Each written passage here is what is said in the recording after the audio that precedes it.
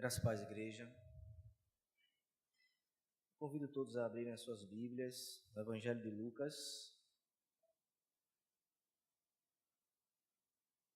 No Evangelho de Lucas, nós faremos a leitura do versículo 24, do capítulo 24, do versículo 13 ao versículo 35.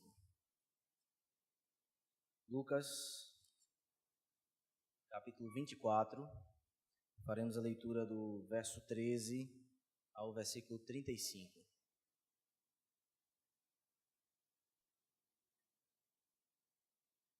Lucas 24, verso 13. Naquele mesmo dia, 2 deles estavam de caminho para uma aldeia chamada Emaús, distante de Jerusalém 60 estádios, e iam conversando a respeito de todas as coisas sucedidas.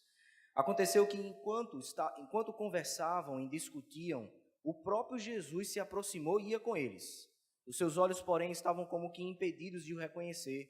Então lhes perguntou Jesus: que é isso que vos preocupa e de que ides tratando à medida que caminhais? E eles pararam, entristecidos. Um, porém, chamado Cleopas, respondeu dizendo: és porventura o único que, tendo estado em Jerusalém, ignorais as ocorrências desses últimos dias? Ele lhes perguntou: quais? E explicaram: o que aconteceu a Jesus, o Nazareno, que era varão, profeta, poderoso em obras e palavras, diante de Deus e diante do povo. Versículo 20. E como os principais sacerdotes e as nossas autoridades os entregaram para ser condenado à morte e o crucificaram. Ora, nós esperávamos que fosse ele quem havia de redimir a Israel. Mas depois de tudo isso, é já este o 3º dia desde que tais coisas sucederam. É verdade também que algumas mulheres, das que conosco estavam, nos surpreendeu, tendo ido de madrugada ao túmulo e não achando o corpo de Jesus, voltaram dizendo terem tido uma visão de anjos, os quais afirmam que ele vive. De fato, alguns dos nossos foram ao sepulcro e verificaram a exatidão do que disseram as mulheres, mas não o viram. Então lhes disse Jesus: honestos e tardos de coração, para crer tudo o que os profetas disseram. Porventura, não convinha que o Cristo padecesse e entrasse na sua glória? E, começando por Moisés, discorrendo por todos os profetas, expunha-lhes o que a seu respeito constava em todas as Escrituras. Versículo 28. Quando se aproximavam da aldeia para onde iam, fez ele menção de passar adiante, mas eles os constrangeram, dizendo: fica conosco, porque é tarde e o dia já declina. E entrou para ficar com eles. E aconteceu que, quando estavam à mesa, tomando ele o pão, abençoou e, tendo-o partido, lhes deu. Então se lhes abriram os olhos e reconheceram, mas ele desapareceu da presença deles. E disseram um ao outro: porventura não nos ardia o coração quando ele pelo caminho nos falava, quando nos expunha as Escrituras? E na mesma hora, levantando-se, voltaram para Jerusalém, onde acharam reunidos os 11 e os outros com eles, os quais diziam: o Senhor ressuscitou e já apareceu a Simão. Então os 2 contaram o que lhes acontecera no caminho e como fora por eles reconhecido no partir do pão. Oremos. Senhor Deus, nós estamos felizes, Senhor, por estarmos reunidos nessa noite. Deus, fala conosco, fala com a tua igreja, Senhor, tenha misericórdia de nós. Somos facilmente, Senhor, distraídos. Temos uma facilidade, Senhor, grande de perdermos a atenção, de endurecermos os nossos corações e não ouvirmos a tua voz. Por isso necessitamos do Senhor, precisamos de ti, Senhor, aqui nesse lugar. Sabemos que o Senhor já está conosco, que por meio dos louvores, das orações, o Senhor foi adorado e exaltado por tua igreja, Senhor. E agora nós nos reunimos, Senhor, para ouvirmos a tua voz. Fala conosco, Pai. Guarda nossos corações. Não permita, Senhor, que sejamos interrompidos e que tenhamos os nossos corações prontos a ouvir a voz do nosso pastor. Nós te pedimos isso em nome de Jesus. Amém. Irmãos, Nós estamos no mês da Reforma Protestante. O mês de outubro é um mês que as igrejas reformadas do Brasil e do mundo, não há outro assunto a não ser proclamado, a não ser que não seja anunciado, seja por meio do sermão ou seja por meio das aplicações, é a Reforma Protestante. Um fato histórico que aconteceu no século XVI, no mundo em que nós vivemos. Um fato que muda praticamente e que, dizem os historiadores, é um marco que divide a história em duas épocas, a Idade Média e a Idade Moderna. Não há outro assunto a falar e nessa noite nós iremos relembrar algumas coisas que aconteceram naquela época. Não há como também, irmãos, não tocarmos em alguns assuntos importantes, como, por exemplo, Jesus Cristo morreu e ressuscitou. Jesus começa seu ministério com 30 anos de idade. Passa 3 anos aqui em seu ministério.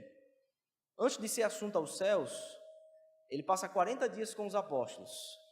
Mas do ano 33 ao século 4, nós temos aí 300 anos da história da igreja. 300 anos de expansão e de perseguição.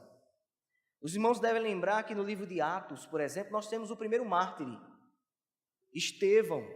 Estevão morre no livro de Atos. Ali nós vemos como a perseguição iria se intensificar por quase 3 séculos. 3 séculos de perseguição. Após Jesus subir aos céus, aquela igreja que os apóstolos estavam prontos agora para difundir o evangelho, se expande, mas ao mesmo tempo é perseguida. Nós vemos também no livro de Atos como Deus ia acrescentando à igreja aqueles que eram salvos. E como também a perseguição se intensificou. No século IV, foram 300 anos de perseguição. 300 anos de Roma infligindo a igreja, porque depois de Atos, Roma ainda olhava para Israel e para o cristianismo como apenas uma seita que estava surgindo entre os judeus. Só que as proporções dos novos convertidos estavam tomando grandezas no meio de Israel, e isso já estava influenciando a sociedade, porque agora um cristão, ele não poderia agir de forma diferente a não ser justo, com dignidade, em adoração a Deus no seu trabalho, nas suas conversas, em sua vida. Isso começou a incomodar Roma. E foram 300 anos de perseguição. Cada general que subia ao trono de Roma e tornava-se o novo César, não fazia nada mais do que perseguir os cristãos. Existem cartas que foram encontradas, onde esses imperadores perguntavam, os generais perguntavam ao imperador César, se simplesmente alguém que fosse chamado cristão na rua já era suficiente para ser açoitado e ser preso. Perceba como a perseguição se intensificou. Mas no século IV acontece um fato importante. Um dos generais que lutava para chegar ao poder de Roma, chamado Constantino, esse teve um sonho antes de ir para uma guerra com outro general. E daquela guerra iria ser aquele que ia subir ao império e seria o imperador de Roma. Constantino teve um sonho e, segundo ele viu nos escudos de seus soldados uma cruz. Há quem diga que a sua mãe era uma cristã. E Constantino vai à guerra e vence aquela guerra. Resultado, Constantino é o novo imperador de Roma. Só que agora Constantino decreta uma lei em Roma. E a partir do século IV, todo cidadão romano deveria ser cristão. No século IV há uma mudança na história. A mesma Roma que perseguia os cristãos, através de um interdito de um imperador no século IV, decide que todo cidadão romano deveria ser um cristão. Aí surge a Igreja Católica Apostólica Romana. Muitos ímpios entram na igreja, pagãos entram na igreja por decreto do imperador. O resultado disso, irmãos, é que no ano 375, por exemplo, foi instituído o culto aos santos. Cheio de ímpio dentro da igreja. Por decreto do imperador, não poderia haver outro resultado, a não ser alteração da liturgia, alteração do culto, alteração da adoração. No ano 431, por exemplo, foi instituído o culto a Maria. No ano 531 foi instituído a doutrina do purgatório. E no ano 782 foi instituída a adoração a imagens e a compra de relíquias. até chegarmos ao ponto de, no ano 1229, a leitura da Bíblia ser proibida. Percebe como a igreja, a mesma igreja, por um decreto de um imperador, que talvez aos nossos olhos seria a missão de evangelismo mais eficiente da face da terra, por um decreto transformar milhares de cidadãos em cristãos. Mas veja que tragédia, irmãos. No ano de 1229, a leitura da Bíblia era proibida aos leigos. Apenas o clero podia fazer essa leitura. A ponto de Martinho Lutero, aos 20 anos de idade, dizer essa frase: quando eu estava com 20 anos de idade, eu ainda não havia visto uma Bíblia. Eu achava que não existiam os evangelhos e nem as epístolas, exceto as que estavam escritas nas liturgias dominicais. Finalmente encontrei uma Bíblia na biblioteca e levei-a comigo para o mosteiro e comecei a ler e reler e ler tudo novamente. Lutero, aos 20 anos de idade, encontra uma Bíblia pela primeira vez na sua vida. Quando nós começamos com essa introdução, faz sentido entender o que aconteceu na Reforma Protestante. Muitos homens, antes da Reforma, como Giovanni Savonarola e John Hus, perderam suas vidas, porque diziam que a igreja, essa mesma igreja que eu falei a vocês há pouco tempo, haviam abandonado as Escrituras Sagradas, e eles foram mortos e perseguidos. Mas no século XVI, Deus começou um movimento que não poderia mais ser interrompido pela igreja romana. Um monge chamado Lutero coloca as 95 teses na porta de Wittenberg, denunciando a igreja romana por suas práticas heréticas. E naquele exato momento o mundo estava passando por algo novo, porque em paralelo a isso, outras reformas estavam acontecendo, reformas econômicas, reforma na imprensa. A imprensa estava se desenvolvendo. Adivinha o que acontece? Alguns que passaram na porta de Wittenberg viram aquelas 95 teses, leram e começaram a distribuir, a multiplicar aquelas teses. E aí não havia mais como parar. O mundo agora conheceria um movimento chamado Reforma Protestante. Da Reforma Protestante surgem os 5 princípios pelos quais os seus reformadores tantos lutaram. São eles, nós conhecemos, o Sola Scriptura, que nos ensina que somente a Escritura é a fonte de autoridade infalível da igreja. O Sola Christus, por exemplo, onde mostra que somente Cristo é um mediador entre Deus e o homem, que somente por meio dele vem a salvação. O Sola Gratia, que é somente pela graça de Deus é que nós somos salvos. Sola Fide, é somente pela fé, é o intermédio da fé pelo qual recebemos essa graça da salvação.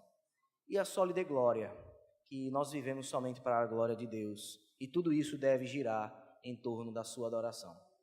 Nessa noite, irmãos, eu vou me deter apenas em um desses solas, que é o Sola Scriptura. E lembrar aos irmãos, nesse mês de aniversário da Reforma, como é importante nós sermos um povo que é conduzido pela Escritura, um povo que se relaciona com Deus por meio da Escritura, e um povo que faz negócios, por exemplo, por meio das Escrituras. Um povo que tem relacionamentos por meio da Escritura. E é somente ela que é a nossa fonte de autoridade. O nosso evangelista, Lucas, é um conhecido historiador. O texto que nós lemos de Lucas 24 mostra que Lucas tem uma característica diferente dos outros evangelistas. Porque Lucas, ele vai relatar essa história dos discípulos a caminho de Emaús em mais de 25 versos. Marcos, por exemplo, vai relatar apenas em um verso. Um verso do Evangelho de Marcos vai relatar a história dos discípulos a caminho de Emaús. Lucas, de fato, era um historiador. E como todo bom historiador, ele gosta de detalhes. Ele precisou de bem mais de 25 versos para dizer o que aconteceu naquele momento. A primeira aparição de Jesus após a sua ressurreição. Olha o verso 13 do capítulo 24. Naquele mesmo dia, 2 deles estavam a caminho para uma aldeia chamada Emaús. Eu peço aos irmãos que permaneçam com suas Bíblias abertas, porque nessa noite, irmãos, o nosso objetivo nós vemos algumas verdades a respeito da palavra de Deus para nossas vidas. A primeira dessas verdades está aí no verso 13 até o verso 25. Um cristão que não conhece as Escrituras Sagradas ou que ignora o seu conhecimento não há outro resultado do que a separação de Deus. Olha o verso 13. Naquele mesmo dia. Que dia é esse? Esse é o dia da ressurreição de Cristo. O que acontece com esses discípulos a caminho de Emaús é o dia em que Cristo ressuscitou. Inclusive, um desses discípulos vai dizer que, no decorrer dos versos, que as mulheres foram ao túmulo e não o encontraram, e viram anjos. Foi nesse mesmo dia que esses 2 discípulos tiveram um encontro com Cristo. Eles estavam a caminho de uma aldeia. Há quem diga que essa medida, que é colocada aí como 60 estádios por Lucas, equivale a 11 quilômetros. Foram 11 quilômetros de caminhada. 2 discípulos saindo de Jerusalém, talvez indo para suas casas. Não sabemos. Não sabemos se eles moravam exatamente em Emaús, ou se iam lá fazer negócios. O que Lucas vai nos dizer é que eles estavam a caminho dessa aldeia chamada Emaús. No verso 14 diz assim: e iam conversando a respeito de todas as coisas sucedidas. Que coisas são essas, irmãos? Se os irmãos não lembram bem o que acontece no dia da crucificação e da ressurreição, aconteceu coisas catastróficas em Jerusalém. Alguns dos evangelistas vão dizer que no momento da crucificação, houve terremotos em Jerusalém.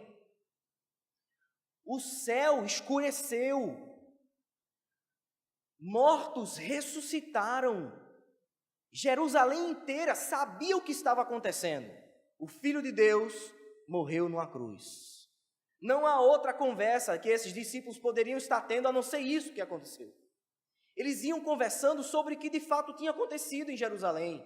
É por isso que ele se espanta com a pergunta de Jesus. Olha aí no verso 15. Aconteceu que, enquanto estavam conversando e discutiam, o próprio Jesus se aproximou e ia com eles. Olha o verso 16. Os seus olhos, porém, estavam como que impedidos de reconhecer. Nós não sabemos o que é que Deus fez aqui nesse momento. Mas, de alguma forma, aqueles 2 discípulos não conheceram Cristo. Eles não reconheceram o que era Cristo. Há quem diga que Deus, de forma sobrenatural, interrompeu a sua percepção espiritual e visual de conhecer Cristo, de reconhecer o seu Salvador. De alguma forma, eles não reconheceram o seu Salvador. Olha o verso 17. Então lhes perguntou Jesus: que é isso que vos preocupa e de que ides tratando à medida que caminhais? E eles pararam entristecidos. Um, porém, chamado Cleopas, respondeu dizendo: és o único, porventura, que tendo estado em Jerusalém, ignorais as ocorrências desses últimos dias? O que nós já sabemos o nome de um deles, Cleopas. Esse é um dos discípulos. Nós não sabemos o nome do outro. Provavelmente o nome do outro é o próprio Lucas. Há quem diga que Lucas é o outro que estava com Cleopas, porque era uma forma de Lucas conhecer tantos detalhes dessa conversa. Há quem diga, nós não sabemos. Mas o que nós sabemos é o nome de um deles, chamado Cleopas. E ele interpela Jesus dizendo: como você não sabe? Como você não sabe o que está acontecendo em Jerusalém? Jesus pergunta a eles. Irmãos, certamente Jesus sabia o que estava acontecendo em Jerusalém. Jesus não faz uma pergunta como se não tivesse conhecimento. Afinal de contas, ele foi o autor dos acontecimentos. E ainda que não fosse, ele é o próprio Deus. Não há nada que ele não saiba. Então havia um propósito pelo qual ele perguntou. O propósito que Jesus tinha com a sua pergunta era saber até onde aqueles discípulos iam, em suas dúvidas e em sua falta de conhecimento. Um deles fica entristecido e, de alguma forma, até irônica, questiona o próprio Jesus, dizendo: como você não sabe? Olha o verso 19. E lhes perguntou: quais? Me diga o que foi que aconteceu. O que aconteceu a Jesus, o Nazareno, que era varão, profeta, poderoso em obras e em palavras diante de Deus e de todo o povo, e como os principais sacerdotes e as nossas autoridades os entregaram a ser condenados à morte e o crucificaram. Irmãos, você para pensar comigo que esses 2 discípulos começam a relatar a Jesus o que acontece. Só que percebe que os discípulos culpam quem de fato é culpado. Olha o que ele diz no verso 19. Você não sabe o que aconteceu a Jesus? Ele disse que Jesus era um homem poderoso, profeta, poderoso em obras diante de Deus, diante dos homens. Isso mostra que esses 2 discípulos não eram apenas seguidores quaisquer. Eles conheciam Jesus Cristo. Eles provavelmente testemunharam de muitos milagres que Jesus fizera. Porque, afinal de contas, eles usam tantos adjetivos para Jesus que não havia outra possibilidade de não saber quem ele era. Ele não era apenas um seguidor que ouviu falar de Jesus. Eles eram discípulos. Eles não eram entre os 11 apóstolos, mas também eles não eram discípulos distantes. Afinal de contas, eles classificam Jesus como profeta, eles classificam Jesus como um homem poderoso em obras diante de Deus e diante dos homens. Eles sabiam quem era Jesus. Eles sabiam também quem eram os responsáveis pela morte de Jesus. Olha quem eles dizem que eram os responsáveis. Verso 20. E como os principais sacerdotes e as nossas autoridades os entregaram para ser condenado à morte. Não foram os romanos. Percebe que esses eram de fato discípulos? Talvez se fossem desconhecidos diziam, foram os romanos que os crucificaram, e de fato foram. Os romanos foram os algozes de Cristo. Mas somente um judeu, somente um verdadeiro discípulo sabia de quem era a culpa da morte de Cristo. Não eram dos romanos, eram dos judeus, eram os sacerdotes e os escribas que os entregaram à autoridade. No verso 22 ele diz assim, é verdade também que algumas mulheres das que conosco estavam nos surpreenderam, tendo ido de madrugada até o túmulo. Irmãos, até o verso 25, eles vão relatar a Jesus Cristo o que estava acontecendo. Mas o que mais surpreende é o versículo 21. Olha o versículo 21 da sua Bíblia. Ora, nós esperávamos que fosse ele quem havia de redimir a Israel. Mas depois de tudo isto, é já este o 3º dia, desde que tais coisas sucederam. Discípulos com expectativas frustradas. Esses 2 homens estavam frustrados, voltando para Emaús. Eles estavam decepcionados com a morte de Cristo. Eles relatam aqui como estava o estado de seus corações. Eles estavam, afinal de contas, eles andaram com Cristo. Eles viram os milagres que Cristo fizera. E todos os apóstolos, de certa forma, eles tinham expectativas erradas a respeito de Cristo. Eles esperavam, de alguma forma, que Cristo fosse o Messias que ia libertar Israel de Roma.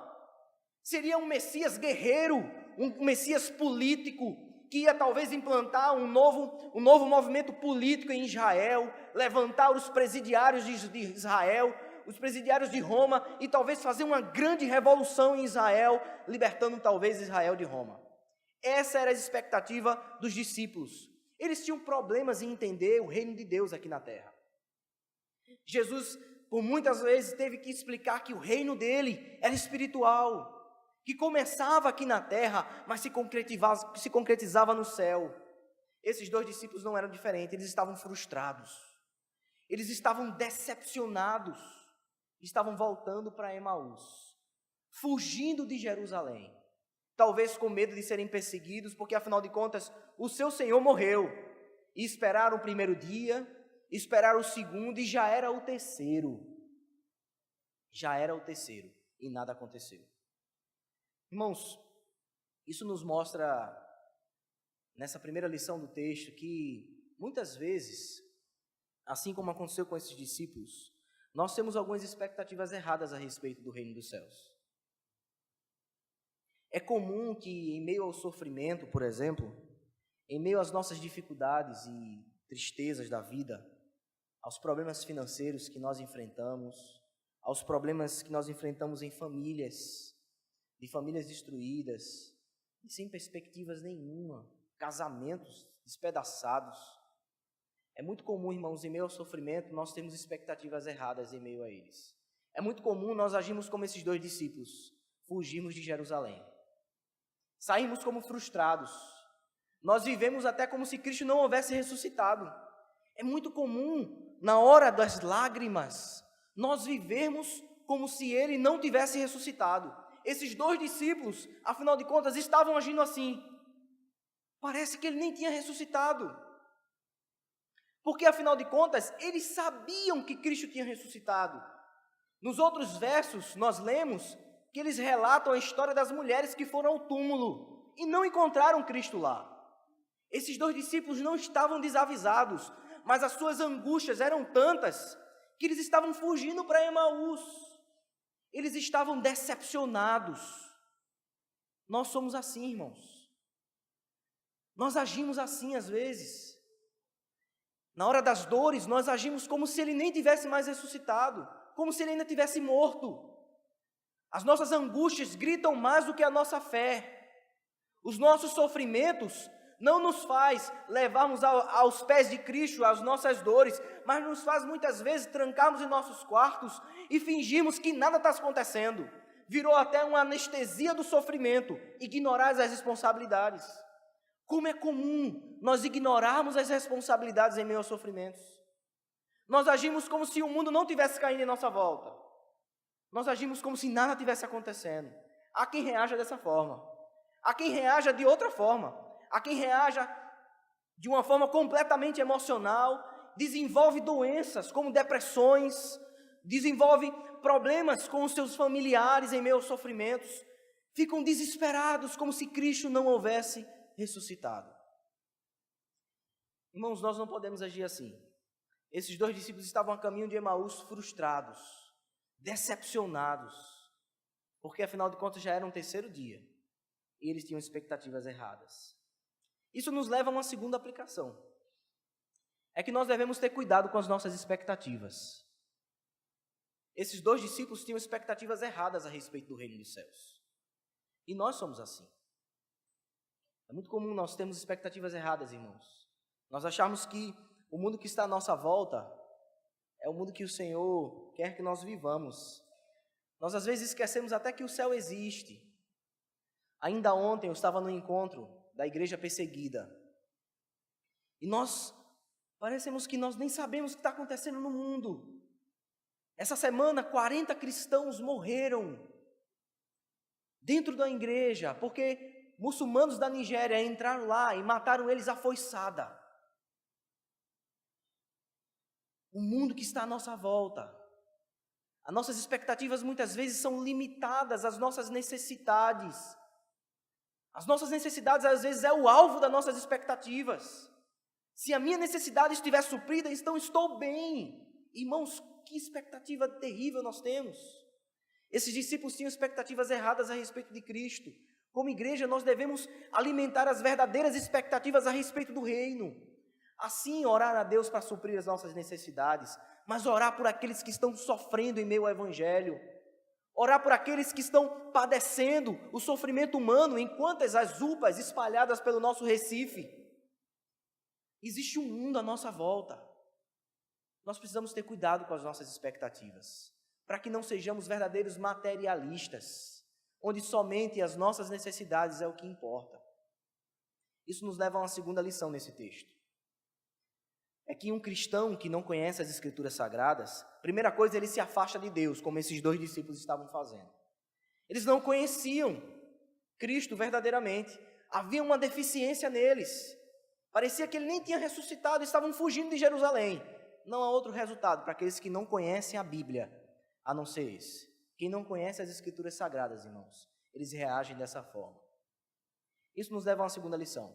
É que quem não conhece as Escrituras Sagradas, ele é confrontado por Cristo. Olha aí no versículo 25 na sua Bíblia.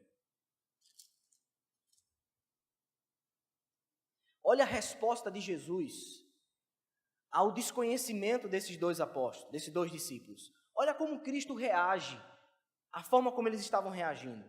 Versículo 25. Então lhes disse Jesus: ó nécios e tardos de coração, para crer tudo o que os profetas disseram. Ó nécios e tardos de coração. Jesus Cristo poderia dizer: discípulos amados, sentem aqui. Vocês estão perdidos, desesperados talvez. Eu vou acalentar os seus corações. Eu vou lhes dizer o que está acontecendo. Jesus poderia reagir de forma amorosa. Ele poderia talvez dizer assim: vocês não sabem? Esses 2 discípulos estavam frustrados, angustiados. Nós reagimos assim às vezes, quando tem pessoas ao nosso lado que estão angustiadas e sofrendo, nós queremos, às vezes, calentar os seus corações, confortá-las. Jesus Cristo poderia aqui nesse momento confortá-los, mas Jesus reage de forma diferente. Jesus confronta esses dois discípulos. E eu diria até mais, Jesus xinga esses dois discípulos. As duas palavras aí para nércios e tardos são tolos. Vocês são tolos, vocês estão agindo como tolos. Vocês estão agindo como se não conhecessem quem vocês dizem que conhecem. A reação de Jesus, a resposta de Jesus é parecida com aquela resposta que ele teve quando entrou no templo e viu aquela algazarra no templo. Ele entra no templo chutando tudo que está à sua frente, quebrando tudo que está à sua frente, indignado com o que está acontecendo no templo. Jesus, em um determinado momento, que poderia confortar os seus discípulos, ele reage com indignação. Ele chama esses discípulos de tolos. Vocês são nércios. Olha porque ele disse que eles são tolos. No versículo 25 ainda. Ó nércios e tardos de coração, para crer em tudo que os profetas disseram. Olha o verso 26. Porventura, não convinha que o Cristo padecesse e entrasse na sua glória? Jesus agora questiona eles, vocês não sabem disso. O que aconteceu lá em Jerusalém, já os profetas já haviam dito. Como vocês estão frustrados com o que tinha de acontecer? Como é que vocês podem estar com expectativas erradas, se há mais de 800 anos atrás, o próprio Isaías, no capítulo 23, já dizia que ele haveria de vir, ele ia padecer as nossas necessidades, e o castigo que nos traz a paz estava sobre ele, e por suas pisaduras nós somos sarados. Como vocês não sabem disso? Jesus fica indignado com a falta de conhecimento dos dois discípulos. Ele não aceita como eles estavam frustrados com a sua morte, se afinal de contas, a sua morte era a maior manifestação de vitória que a humanidade poderia ter. Se os profetas já haviam profetizado, se o próprio Cristo que estava com eles já havia dito, eles estavam frustrados com uma verdade sublime. Jesus não reage de forma diferente a não ser confrontá-los. Olha no versículo 28. Quando se aproximavam de uma aldeia para onde iam, fez ele menção de passar adiante. Irmãos, eles estão chegando na aldeia de Emaús. Mas antes de chegar em Emaús, a forma como Jesus os trata poderia fazer deles, talvez, duas pessoas que se apartaria dele. Afinal de contas, ninguém gosta de ser repreendido. Ninguém gosta de ser confrontado. Nós não gostamos disso. Nosso coração pecador logo reage de forma ignorante a uma correção. Esses discípulos poderiam ter reagido fugindo da presença de Cristo. Eles poderiam ter reagido assim. Mas isso nos mostra, queridos, que há uma lição que Jesus dá a esses dois discípulos para nossas vidas. E essa lição, irmãos, é que nós não podemos refletir o quanto Cristo, ele tolera a ignorância bíblica. Jesus não tolera, irmãos, o nosso desconhecimento bíblico. Jesus não tolera que, como igreja, nós nunca tenhamos feito a leitura uma vez da Bíblia, de Gênesis a Apocalipse. Jesus reage a esses dois discípulos de Emaús da forma como ele reagiria conosco, se ele estivesse aqui, com o seu corpo glorificado. Ele não iria tolerar que a sua igreja, que se diz cristã, não conhecesse a sua obra, não conhecesse a sua revelação, porque afinal de contas, esses dois discípulos que estavam a caminho de Emaús eram discípulos. Eles eram como eu e você. Eles tinham os profetas na mão, o Antigo Testamento. Eles tinham livros da lei. Mas Jesus não tolera. Queridos, isso deve nos levar a um momento de mudança na nossa prática diária, de hábitos diários. Nós precisamos reformular os nossos hábitos diários, reformular a nossa agenda. A nossa agenda precisa mudar. Porque se afinal de contas a Bíblia não faz parte da nossa agenda diária, e eu gosto da frase que o pastor Sérgio Lima, quando eu estava expondo essa parte, ele diz assim, se a Bíblia não faz parte da nossa agenda diária, há uma enorme probabilidade de nós não fazermos parte da agenda de Cristo. Queridos, o que o Senhor nos deixou está revelado a nós, está aqui. Ele não tolera o fato de você passar 5 dias na semana sem ler a Bíblia. Ele não tolera isso, irmãos. Isso não é tolerável. Isso não deveria ser algo comum no nosso meio.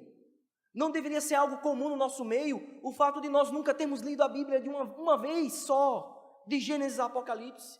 Os mais antigos dizem, por exemplo, que os cristãos antigamente eram um povo conhecido do livro da capa preta. E o pastor Sivaldo vive dizendo isso aqui uma vez ou outra em seus sermões, que nas escolas bíblicas dominicais antigamente, as crianças decoravam estrofes inteiras dos livros bíblicos. Sabiam os 66 livros da Bíblia, de Gênesis a Apocalipse. Como isso se perdeu, irmãos, no nosso meio.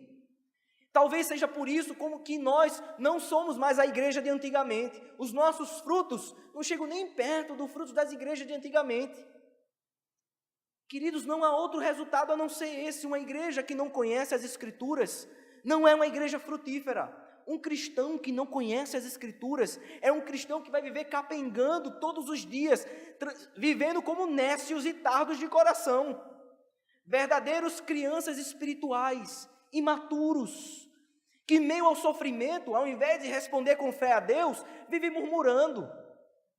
Que em meio ao sofrimento, ao invés de mostrar como Cristo pode trazer a solução, não, entra em depressão, entra em desespero, comete mais loucuras do que se antes não tivesse feito. Nós precisamos mudar os nossos hábitos, irmãos. Nós precisamos mudar os nossos hábitos, e para isso tem que ter sacrifício. Tem que ter sacrifício. Você precisa decidir hoje o que é que você vai sacrificar do seu dia. Eu não sei se vai ser o noticiário, eu não sei se vai ser mais 30 minutos de sono, eu não sei. Eu não sei se você vai sacrificar, talvez, o momento que você passava na internet, o momento em que você assiste um episódio do seu seriado que é de 40 minutos. Eu não sei. Mas hoje você precisa sacrificar alguma coisa. Vocês precisam começar isso hoje. Uma igreja que não conhece a Bíblia é inadmissível, é intolerável. Cristo não tolera. Isso nos leva à terceira e última lição. É que nós vimos que os cristãos que não conhecem a Bíblia, a primeira coisa é que eles se afastam de Cristo. No segundo momento, nós vimos que um cristão que não conhece a Bíblia, ele é confrontado por Cristo. E a terceira lição que nós vemos é que um cristão, ao ser confrontado por Cristo, não há outra atitude que ele possa ter, a não ser testemunha de Cristo. Olha no versículo de número 25. Ou melhor, no versículo número 28. Quando se aproximavam da aldeia para onde iam, fez ele menção de passar adiante. Mas eles o constrangeram, dizendo: fica conosco, porque é tarde e já declina o dia. E entrou para ficar com eles. E aconteceu que, quando estavam à mesa, tomando ele o pão, abençoou, e tendo-o partido, lhes deu. Versículo 31. Então se lhes abriram os olhos e o reconheceram, mas ele desapareceu da presença deles. Jesus chega com eles próximo à aldeia de Emaús. Talvez Jesus estivesse continuando o caminho. E eles, que até então foi um estrangeiro que se aproximou. Eles estavam a caminho de Emaús, se aproxima um estranho, pergunta o que é que eles estão conversando. Jesus começa a explicar para eles o que de fato tinha acontecido, os repreende, mas até então eles não reconhecem em meio à repreensão. E eles chegam em Emaús, estão a caminho. Jesus talvez, não sabemos, talvez com seu corpo direcionando para um caminho inverso ao deles. Eles chamam Jesus e dizem: fica conosco, já é tarde, a noite já se aproxima. E naqueles dias, irmãos, ninguém fazia viagens à noite. As estradas eram perigosas, salteadores Era um momento do dia em que havia exatamente os saques, os assassinatos, as mortes nas estradas, animais selvagens. As estradas daquela época eram diferentes das estradas de hoje, onde eu e você pode simplesmente viajar a partir de 10 horas da noite e encontrar uma estrada iluminada. Naquela época, eles não faziam viagens nesse horário. Eles pedem para que Jesus fique com eles. Fique com ele. Só que quando Jesus entra, Jesus toma a posição de um anfitrião na sua casa. E diz o texto que Jesus pega o pão e ao partir do pão, aqueles 2 discípulos de alguma forma o reconhecem. Eles estavam lá na ceia. Eles estavam lá. Eles o reconheceram. E naquele momento há um descortinar dos seus olhos. Eles reconheceram Cristo. Só que também diz o texto que de uma forma miraculosa, Jesus Cristo some da presença deles. Nós não sabemos também o que aconteceu. Nós não sabemos como isso aconteceu, por exemplo. Nós não sabemos como foi que Cristo desapareceu da presença deles. Mas nós sabemos que ele desapareceu no exato momento em que eles o reconheceram. Isso nos leva a refletir, talvez, o porquê disso, né, irmãos? É que naquele momento em que o seu descortinar já era presente, em que eles agora puderam reconhecer o seu Senhor, não havia mais necessidade da presença física de Cristo. Irmãos, nós não temos mais necessidade da presença física de Cristo aqui, porque nós temos a sua palavra. A sua palavra foi o que ele nos deixou. Naquele momento, Cristo desaparece da presença deles. Não há mais necessidade de estar presente com eles, porque afinal de contas, eles foram alvos da graça de Deus. Naquele momento, Cristo mostrou para eles que a obra da crucificação foi revelada. Moisés e os profetas já haviam dito, nós não precisamos, irmãos, de colocarmos aqui imagens de Jesus Cristo. Nós não precisamos, por exemplo, de termos tiques nervosos, de ilusões, de alucinações, da presença de anjos, de Cristo. Nós não precisamos, irmãos, porque nós temos o evangelho dele aqui conosco. O Senhor nos deixou a sua palavra, essa é a sua presença entre nós. O Senhor deixou a sua presença conosco por meio da sua palavra. Ela é a revelação especial de Deus. Foi a forma que Deus escolheu para que ele se fizesse presente conosco, com a sua igreja. É por isso que o sola escritura, que os reformadores tanto pleiteavam, dizendo, uma igreja sem a escritura não é igreja. Não havia mais necessidade de Cristo estar presente entre eles. É por isso que ele desapareceu. Olha o que diz ainda no verso 33. E na mesma hora, levantando-se, voltaram para Jerusalém. Percebe que a hora agora não importa mais? Os mesmos discípulos que estavam preocupados com o horário, dizendo, fica conosco, já é tarde. Após eles serem descortinados, após eles terem sido alcançados pela graça, eles não se preocupavam mais com a hora. Diz o texto que na mesma hora, eles voltam à noite para Jerusalém, nem aí para os 11 quilômetros que iam ter que caminhar, nem aí para os perigos da estrada, nem aí para os animais selvagens, nem aí para os salteadores. Eles não tinham outra reação a não ser, precisamos testemunhar o que nós vimos, precisamos dizer o que nós presenciamos. Não importa se nós vamos sofrer com isso, não importa o sacrifício que nós teremos que fazer, ainda que sejamos assaltados no caminho, ainda que sejamos mortos no caminho, ainda que sejamos impedidos no caminho, nós precisamos testemunhar o que nós vimos. Na Nigéria, a Nigéria hoje é dividida em duas regiões. A região norte da Nigéria é completamente muçulmana. E a região sul da Nigéria há um grupo grande de cristãos. E ontem, num encontro da igreja perseguida, o palestrante estava nos falando sobre o Boko Haram, que é um grupo terrorista na Nigéria. E o alvo deles, irmãos, é perseguirem os cristãos e matarem os cristãos, porque eles querem implantar na Nigéria um sistema de leis onde eles tenham um califa. E um califa é aquele que é o porta-voz de Alá para o povo. Os cristãos não aceitam isso. E os cristãos não estão nem aí se vão perder as suas vidas. Eles não estão nem aí se ir a um culto, por exemplo, pode ser no resultado de entrar um grupo de muçulmanos e matarem eles todos no meio do culto. Eles não estão nem aí se por acaso eles precisarem perder a vida por causa de Jesus Cristo. Esses 2 discípulos, eles não calcularam o preço. Eles só tinham uma vontade no coração deles, era voltarem para Jerusalém. Era correr para Jerusalém. É dizer aos outros 11 o que eles tinham ouvido e tinham visto. Irmãos, isso nos traz algumas aplicações. É que, graças a Deus, irmãos, que nós não passamos por esses sofrimentos em nosso meio. Graças a Deus que nós podemos nos reunir, por exemplo, no culto de domingo à noite, com a nossa liberdade e vir aqui com alegria de coração e levantar as nossas mãos em louvores ao Senhor. E de ouvir uma pregação onde Deus é exaltado, onde a igreja se reúne para orar pelas necessidades uns dos outros. Irmãos, como é bom isso, irmãos.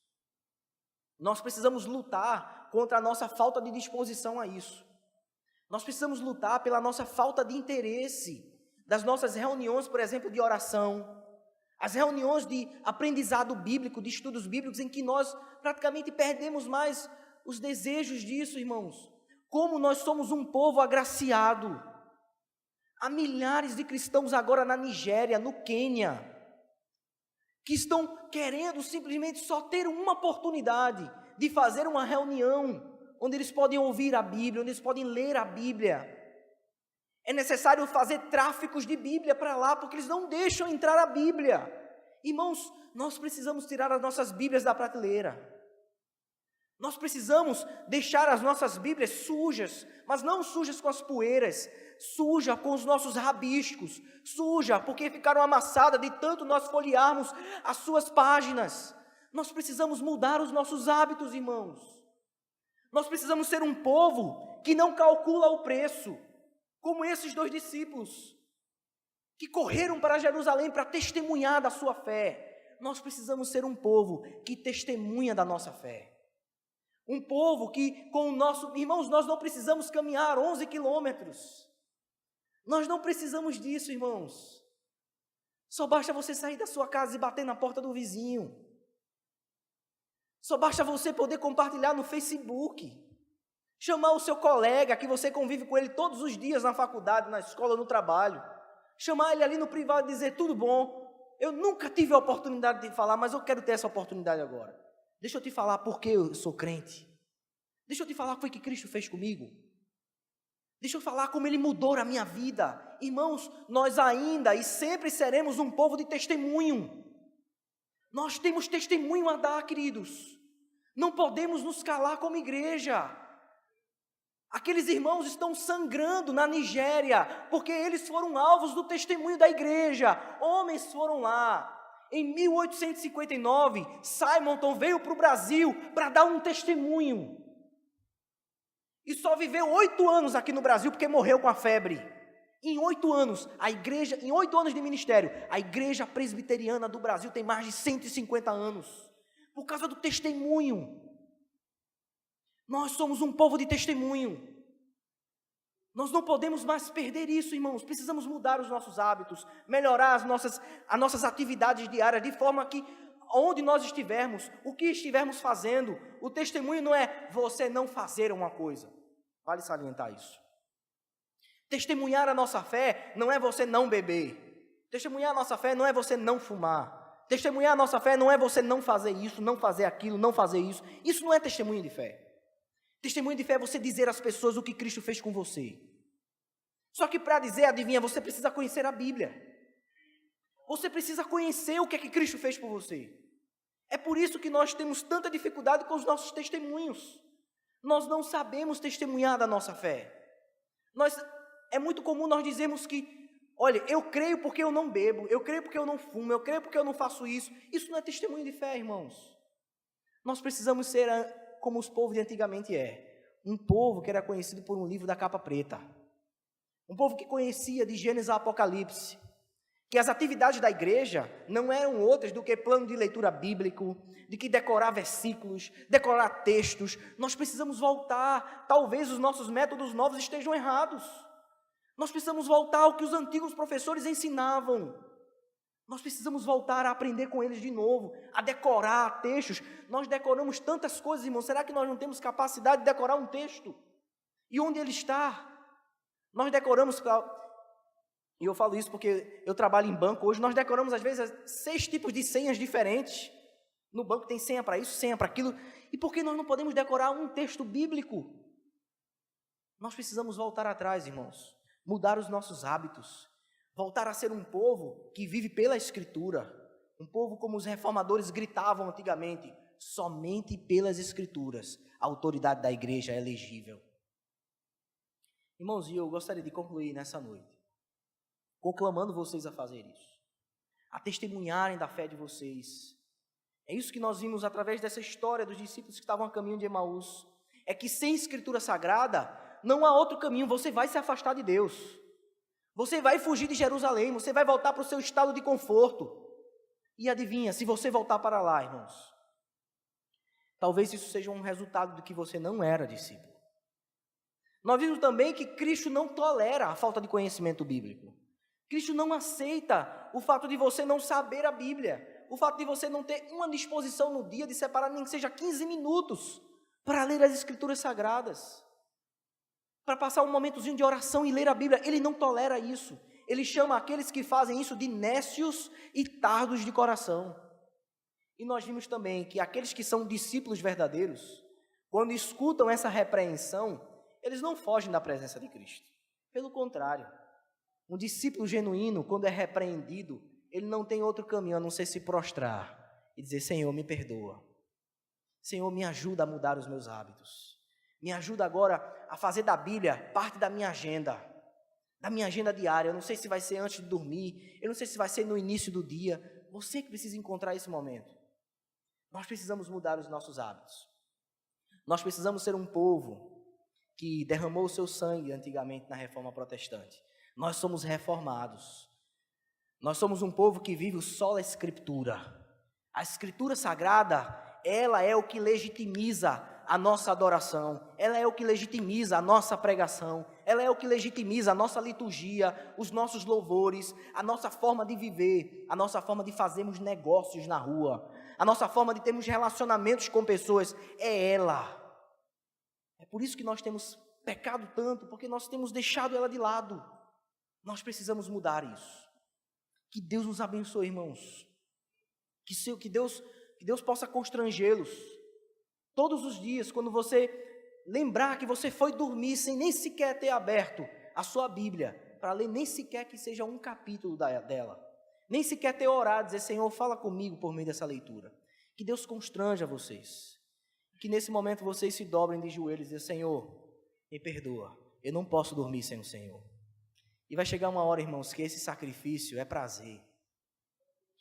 É prazer, irmãos. É como o salmista disse. Talvez você agora veja isso como um sacrifício. Mas você vai descobrir como é prazeroso meditar na lei do Senhor de dia e de noite. Como é prazeroso, irmãos. Você vai deitar e vai dizer: Senhor, obrigado. Como é que eu posso ter dormido tantas noites sem ter ouvido a tua voz? Que Deus nos abençoe, irmãos. Que nos faça refletir nisso.